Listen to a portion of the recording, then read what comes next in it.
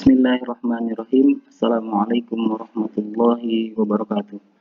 Apa kabar Ananda sekalian? Mudah-mudahan Ananda semua dalam keadaan sehat walafiat, diberikan Allah perlindungan dari segala mara bahaya di dan sekarang mudah-mudahan kita semua bisa kembali berkumpul, bertemu di sekolah untuk menerima pembelajaran seperti biasa. Baik Ananda sekalian, sebelum kita memulai pembelajaran kita hari ini, yuk mari kita berdoa terlebih dahulu.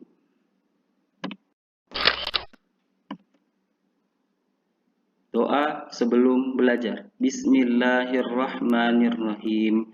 Rabbi zidni ilma warzuqni fahma amalan taqabbala. Amin ya rabbal alamin. Baik Ananda sekalian, adapun materi kita pada pagi hari ini adalah materi subtema 3, kerukunan di sekolah. Pembelajaran pertama. Apa saja materinya? Mari kita lihat slide berikut ini. Nah, adapun tujuan pembelajaran kita adalah yang pertama, merinci ungkapan ajakan, perintah, penolakan yang tepat dalam teks cerita. Nah, nanti Ustaz akan tampilkan salah satu bentuk percakapan ya antara ibu, ayah, Sofia, dan Salman. Nah, di sana nanti ada kalimat perintah yang harus Ananda simak dan perhatikan. Baik, yang kedua, mengenal karya imajinatif 2 dan 3 dimensi. Nanti di sini juga Ustadz akan menjelaskan apa sih karya imajinatif itu, bagaimana bentuknya, dan bagaimana penerapannya. Oke, baik, sudah tidak sabar tentunya kan untuk melihat materi pembelajaran hari ini. Mari kita saksikan slide berikutnya. Baik anak-anak sekalian, sebelum kita masuk lebih jauh ke dalam materi, ada karakter alfitian yang akan kita capai pada materi kita hari ini.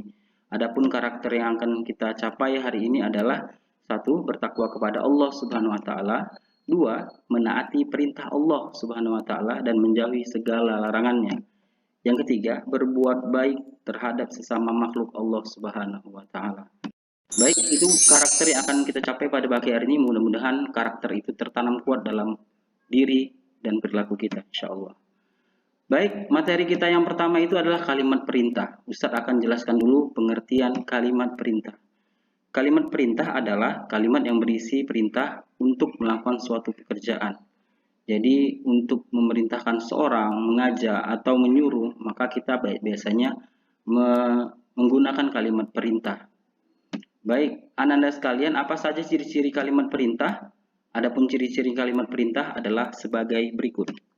1. Kalimat perintah biasanya ditandai dengan kata di awal kalimat yang menggunakan akhiran lah.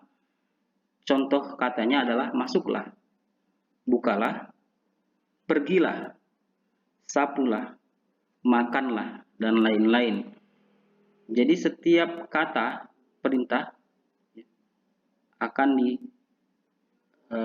dengan adanya akhiran lah di ujung katanya. Berikutnya, tanda atau ciri-ciri kalimat perintah adalah biasanya kalimat perintah ditandai dengan sebuah tanda baca, yaitu tanda seru, seperti tanda yang ada di slide yang Ustadz tuliskan.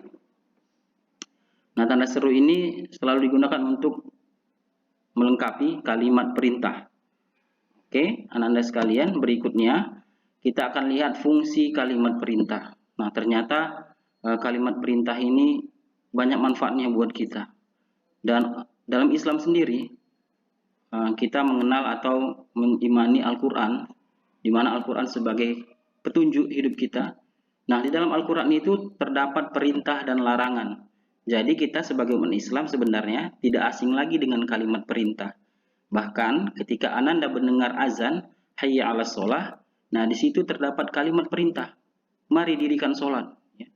Aqimis sholah, dirikan sholat. Wa atuz zakah, tunaikan zakat. Itu merupakan bentuk-bentuk kalimat perintah. Nah, apa sih fungsinya kalimat perintah untuk diri kita?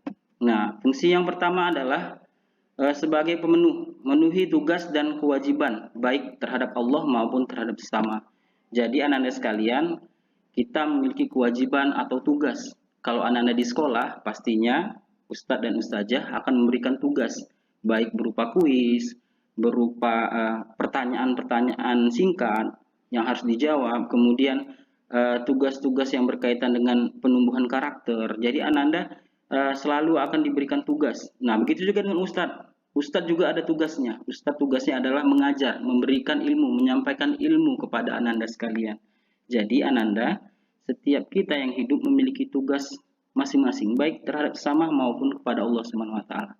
Nah, tugas kita sebagai hamba Allah apa? Nah, Ananda pasti sudah tahu kan apa tugas kewajiban kita kepada Allah Subhanahu wa taala. Allah juga berfirman, "Tidak kuciptakan jin dan manusia kecuali untuk beribadah kepadaku." Jadi Allah menciptakan kita, baik itu manusia atau jin, semuanya untuk beribadah. Jadi kewajiban kita kepada Allah adalah beribadah. Ibadahnya apa? Ibadah itu banyak. Termasuk yang wajib salah satunya adalah sholat 5 waktu. Gimana? Apakah tadi Ananda sudah sholat subuh? Alhamdulillah. Semua Ananda sudah sholat subuh, Ustaz yakin. Jadi kewajiban kita terutama kepada Allah Subhanahu wa taala adalah melaksanakan sholat 5 waktu. Insya Allah, mudah-mudahan Allah selalu kuatkan kita untuk melaksanakan tugas kita yang satu ini. Adapun fungsi kalimat perintah yang berikutnya adalah agar terhindar dari mara bahaya atau keburukan. Nah, terbayang nggak kalau ada perintah? Contoh Ustadz sampaikan, ada tulisan jangan buang sampah. Nah, itu larangan ya. Atau perintahnya buanglah sampah pada tempatnya. Nah, itu kalimat perintahnya. Buanglah, ada kata akhiran lahnya di sana. Kemudian ada tanda suruh, buanglah sampah pada tempatnya. Nah, di situ kalau Anda perhatikan, apa sih bahayanya kalau kita nggak buang sampah pada tempatnya? Nah, bahayanya pasti Anda juga sudah tahu, lingkungan akan kotor, banyak timbul penyakit, ya kan? Kemudian akan timbul ketidaknyamanan, bau busuk yang menyengat. Nah, jadi kalimat perintah ini salah satunya adalah menjaga kita agar tidak terkena bahaya atau keburukan. Nah, kemudian banyak lagi. Contohnya lagi adalah ketika kita berada di suatu kawasan, ada kata-kata lestarikanlah hutan ini. Nah, lestarikanlah hutan ini. Ya. Jadi di situ ada ajakan, atau perintah untuk melestarikan hutan. Apa sih manfaatnya atau apa sih yang terjadi kalau kita nggak memelihara hutan dengan baik? Maka bahayanya atau dampak buruknya adalah kalau hutannya gundul, hutannya ditebangi, maka akan terjadi bencana alam yang pastinya akan menimpa seluruh umat manusia.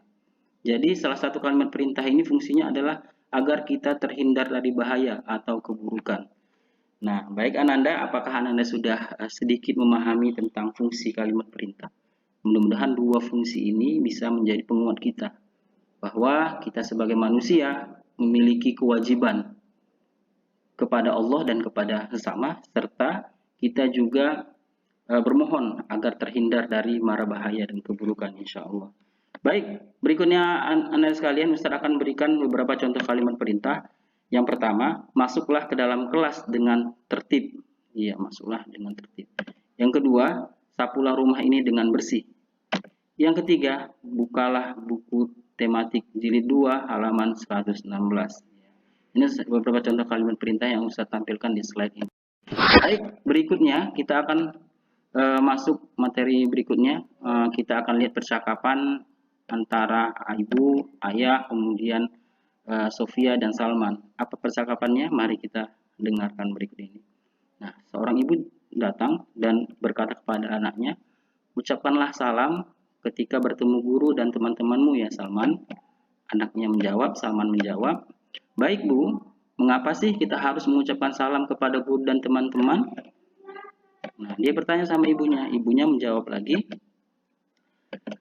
mengucapkan salam itu menunjukkan sikap rukun. Nah, berangkatlah ke sekolah sekarang Salman, biar tidak terlambat. Ibu menyuruh Salman untuk segera berangkat ke sekolah. Baik Bu, Assalamualaikum. Nah, berikutnya ibu menjawab, Waalaikumsalam. Nah, ketika Salman berangkat, maka Salman berangkat bersama ayahnya naik kendaraan. Ternyata Salman bersama Sofia. Ayahnya berkata, Salman dan Sofia tersenyumlah ketika mengucapkan salam kepada guru dan teman-teman di sekolah. Jadi ayah ini meminta untuk memberikan salam dengan senyuman, ya, dengan sopan santun. Lalu Sofia menjawab, adiknya Salman menjawab, baik ayah, mengapa kita harus tersenyum kepada guru dan teman-teman? Sofia bertanya lagi kepada ayahnya. Lalu ayahnya menjawab, menebar senyum itu menunjukkan sikap rukun. Senyum kepada sesama juga termasuk ibadah. Nah, sudah sampai. Cepatlah masuk ke kelas. Ya, jadi ayahnya menyampaikan pesan bahwasanya senyum itu adalah suatu ibadah. Nah, dan ayahnya segera memerintahkan atau menyuruh anaknya untuk cepat masuk ke dalam kelas karena sudah sampai di sekolah. Kemudian Salman menjawab, baik ayah, assalamualaikum. Ayah pun menjawab, waalaikumsalam. Nah, inilah percakapan antara ibu, ayah, Sofia, dan Salman. Di dalam percakapan ini, Ananda bisa perhatikan ada beberapa kalimat perintah. Nanti Ananda bisa tuliskan dalam tugas yang ada di slide berikut. Baik Ananda, ini dia tugasnya menuliskan kalimat perintah ya. Setelah Ananda mengamati percakapan di atas, maka Ananda diminta untuk menuliskan 4 kalimat perintah yang terdapat pada percakapan tersebut di atas. Nah, materi ini juga ada di buku tematik halaman 118. Silakan Ananda buat kalimat perintah yang ada dalam percakapan tadi di buku tulis, buat tabelnya seperti yang Ustadz gambarkan pada slide. Baik, berikutnya selain tugas yang tadi, ada juga tugas untuk membuat kalimat perintah, tapi tidak berdasarkan percakapan yang di atas, tetapi Ananda boleh mendengar ya atau melihat slogan-slogan atau kalimat-kalimat perintah yang ada di sekitar Ananda. Nah, silahkan tuliskan kalimat perintah itu di tabel yang ada di dalam slide ini yang Ananda buat di dalam buku tulis masing-masing.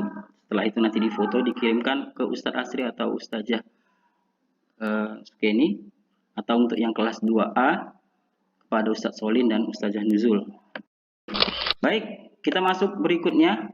Ini tentang gambar imajinatif. Nah, apa sih gambar imajinatif itu? Pasti semua Ananda bertanya-tanya atau penasaran apa sih arti imajinatif kalau gambar biasa. Kalau imajinatif ini apa ya kira-kira? Nah, kita lihat dulu pengertiannya Ananda. Gambar imajinatif adalah sebuah gambar yang dihasilkan berdasarkan imajinasi atau khayalan penulis atau pembuatnya. Jadi gambarnya itu dibuat berdasarkan imajinasi atau khayalan penulis. Walaupun sebenarnya itu nggak akan mungkin terjadi di dunia nyata.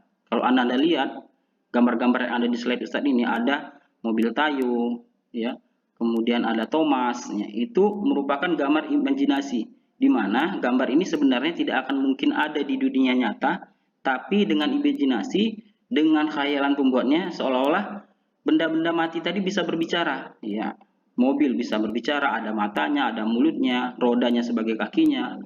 Kalau kita lihat juga di Thomas, kereta api bisa berbicara, ada hidungnya, ada mulutnya, ada matanya. Ya. Ini merupakan gambar-gambar imajinatif yang sebenarnya di luar kenyataan ya. Tapi mereka berimajinasi gimana bisa menciptakan sebuah gambar yang menarik. Nah, Anda sekalian pasti ada yang suka ya nonton Tayo dan Thomas. Atau sudah tidak asing lagi dengan film kartun yang ini. Nah, hari ini kita akan menggambar mobil Tayo. Wah, seru nih pastinya. Pasti Ananda punya imajinasi, punya kreativitas yang Ustadz yakin keren-keren nanti hasilnya. Baik Ananda sekalian, sebelum menggambar mobil Tayo, Ustadz akan tampilkan dulu ini contoh-contoh ya. Contoh-contoh gambar imajinatif tadi ada Tayo, kemudian ada kereta api yang bisa berbicara seperti Thomas dan yang lain. Ustaz sudah jelaskan sebelumnya. Sebelum kita menggambar mobil Tayo, Ustaz akan tampilkan video mewarnainya. Nah, Ustaz akan lihatkan di sini. Nah, ini dia. Itu tadi tugas yang pertama. Ini slide-nya. Anda bisa Teman semua, selamat datang di Wow Juice. Kali ini kita akan menggambar tayo. Yuk kita mulai menggambar tayo teman-teman.